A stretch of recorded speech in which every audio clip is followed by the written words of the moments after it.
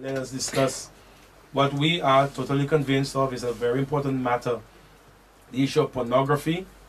And Brother Robbie, in his introductory remarks, alluded to a video that has been in circulation around.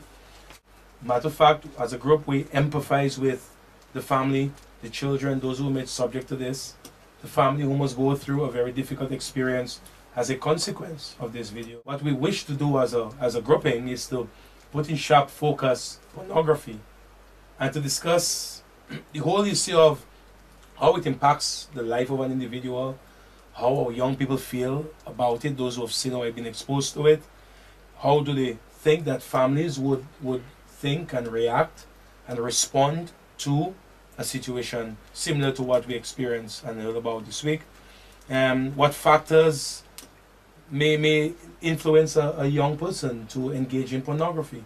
What factors have influenced your friends, or perhaps you have seen or heard about it. What factors were involved in making those decisions? And we want to answer the big how question. How do we keep our young people safe?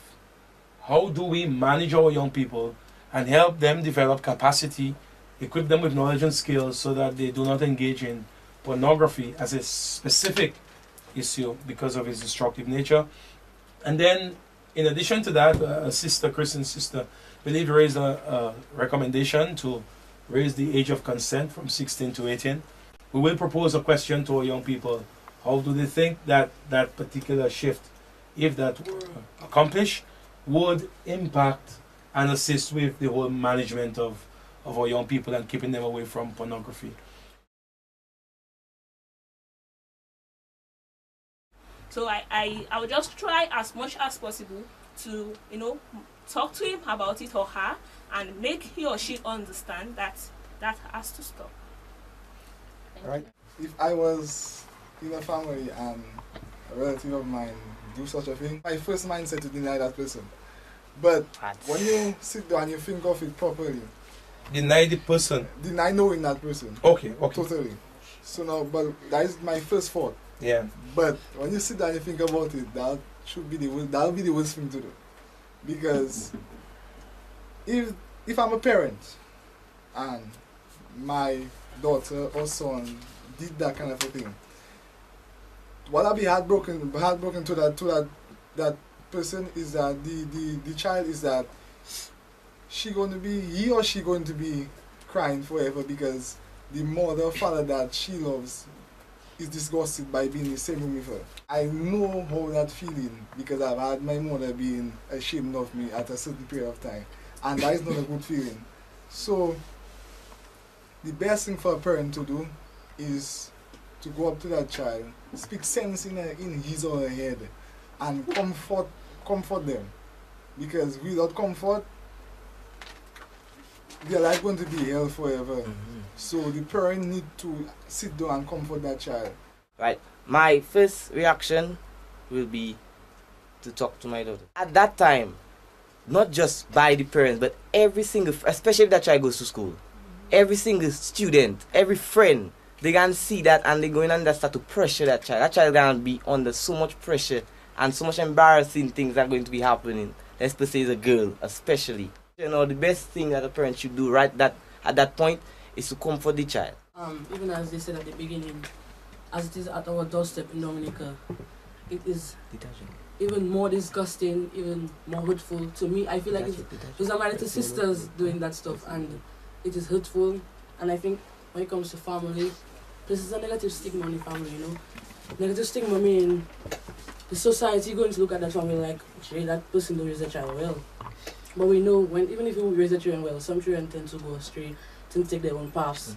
They become rebellious, defiant, and that is just sometimes embarrassing, even in this case. And the family want to maybe isolate themselves from society because people can start pointing fingers at them, or some might just say like, okay, I can make an improvement. I can try to raise my children better than that. To make sure I know who my friends, my children's friends are, who they associate themselves with, so that something like that wouldn't happen again in their family circle. And then again comes down to even as Brother Phil and them were saying, comfort. At that time, we know of one of them that tried to commit suicide, and at that point, they really feel like taking their lives, and that is the time when the parents should really be there for their children. Even, I mean, as a mother might be upset, but I think comfort is the best thing for the child at that time, because when they go to school, they go on the road, everybody points fingers at them, everybody laughing at them, and you go out here home, getting the same thing, it can be just hurtful, it can break it down more. So comfort is really a good result, a good path to comfort the children at that time. I mean, just a few moments I thought of that. And the first thing, you have the best opportunity to talk to them. That is the time whatever you're going to say, they're going to take it more serious in their life. Because look at what just happened. And everybody talk about comfort for the child, but what about the parents? I feel bad when I watched that video. How must the parents be feeling? The parents must be feeling like it's them that was there, they was doing the act.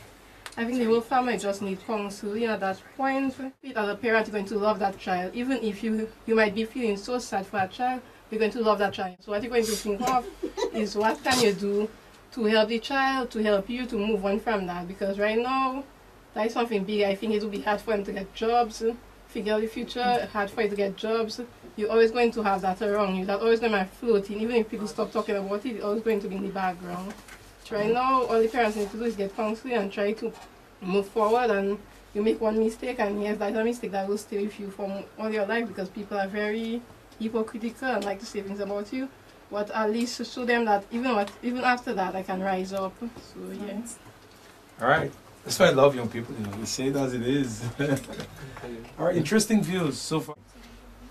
Let's talk about the effect of looking at pornography, using online as mediums in your own circles and among your friends. Would you agree with me that pornography is a challenge among young people?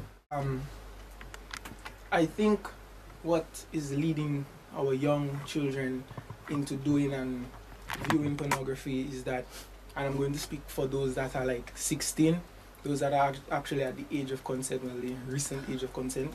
I believe it's because they feel that, okay, I am 16, the law says that I can have sex, and it's not a bad thing because the law says it. So I think it's like some of them probably think it's their right.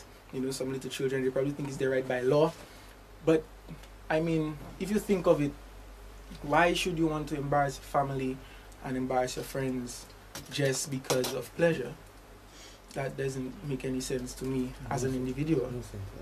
And more as a Christian, because it's against the Bible. These things should not be done just because you want to do it. The Bible says that you're supposed to do it under marriage, and during marriage is for reproduction, well, and satisfaction. I'm just saying, you just need some young people need to think before they act. We accept it, we all want to fit in and to satisfy others around us. And from the latter years in primary school and even early high school, we learn that it begins at home. Most of the things are centered around the home. So some of us who come from good homes, we communicate with our parents. They bring us to church and they tell us about certain things. We may look at others who are engaging in pornography as stupid, but that is our point of view. We don't know what kind of home they come from. We don't know about their relationship with their parents. We don't know what they were taught. Well, one of the reasons why I think young persons may engage in looking at pornography or doing it is out of curiosity. Young persons, especially if they were not grounded in the education and stuff, they might be drawn to watching it.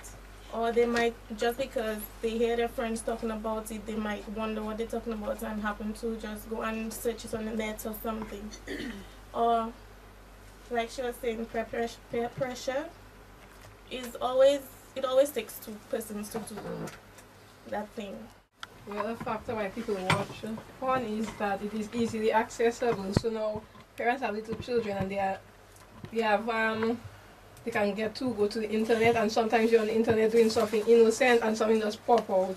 And then there's children who look at that every day, they're looking at it, and then parents are not trying to use something like parental control over the computer and not monitoring what their children are watching. And now a problem with pornography is that now sex is something that is supposed to be secret between a man and a woman when they are married, but now pornography just tense sex, because now it is looking at something that is easily accessible, looking like something you can do and have no real purpose or meaning, just something to do for the gratification. The spirit of this age and generation is self-gratification. Just to help our audience so far, we have identified that curiosity is one factor that leads young people into looking at porn. Carelessness, in other cases, friends, influence, peer pressure, experimenting. Some young people by their very nature experiment. That's what the psychologists teach us. So experimenting. The home environment is a factor as well. Education, and the lack of proper education, and the accessibility. So young people want to touch on that, the accessibility. Most young, I think now, if my memory serves me right, all cell phones have easy access to internet. Is that correct? I want us to think about it. And how do we deal with it as a church? And I also want to raise the question of the age of consent and the value of the church with respect to virginity, purity until one is married. On the computer doing something and you went to bed, it's your responsibility, I believe, to get up at a certain time. Different times of that night if the child has to be on the computer very long, and look and see what the child is doing. And just go around her shoulder or his shoulder and see. You can't be sleeping every night, your child is up 2, 3 o'clock in the morning. Your Facebook pages, comments are being changed. Their baby status is being changed at all whatever time in the morning. Or they're on their computers and you are sleeping. We cannot do that as parents. We have to be alert. We have to be on guard. And we have to stand for our children. And what you have to do is get up at a certain time, see what the child is doing. If it's homework, then by all means. If it's not, you allow the child to put off the computer and go to bed. We can't be ignorant to the fact and say, my child's computer is more wiser than me in the computer field. No. As parents, it's our responsibility to know exactly what sides of our children are going on and what they're doing. All right, thanks, Sister Cap. Let's go back to the issue of the teaching on virginity and purity. But let me ask directly to you guys. Do you agree that young people should remain pure until they get married? Of course. Yes. Services? Yeah, man. I see no hands. Yes. Services? 100%. I ask that because even within the church, we're struggling. And there are cases, and a survey came out in the US some time ago, that showed that quite a number of young people within the church were, to use local language, shacking up. Yeah, they were going to test marriage before they got married, which is contrary to the scriptures.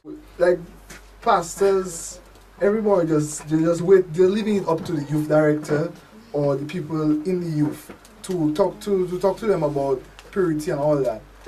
On Sunday morning, even though we have youth and adults in the church, I mean, you can give us some on purity. Who would have a problem with that? Because I mean, people married and they're still doing bad things. So, who would have a problem with that? So stop leaving it up to the youth. Talk to the young people about these situations that affect them. Because the old people there, they know all about the Bible. They know all the stories of the Bible. We keep hearing the same sermons every Sunday. Yeah. And the young people there, they are the people. When the old people die, they're going to be the ones in the church. So we need to talk to the young people. We need to relate to them. Preach, give sermons that relating to the young people, not just ordinary things, but actually things that go on in the lives of them, things they are tempted to do, things they are pressured to do. So I just think we need to just give them the word, the truth, not the buttered down one, but the cold hard truth. Another thing that we can know, a lot of young people might hate this comment, but to lessen the number of CEOs we have, because when you go to CEOs and you listen to the type of music from our local bands and whatnot, you go to those jams and only the way in which the girls are dressing, yeah, that is a degradation to women. And we can have more concerts, like gospel concerts. Those can be fun as well. They engage the young people. Young people love music. You get them to write Christian music, write their thoughts, and they come on stage to perform. That can be fun. Everybody will enjoy it. Well, just need to make less compromises for the youth, because they're trying to compromise to keep the youth in the truth. Sometimes you hear youth do something and then the pastor just talk to them and they'll see them on probation, but they're in a band, they'll still continue singing with the band, doing like everything is okay. Like, it's wrong. They need to be more involved and they need to be more open in discussions. It's like they're afraid, all they will say, don't have sex, but they're afraid to get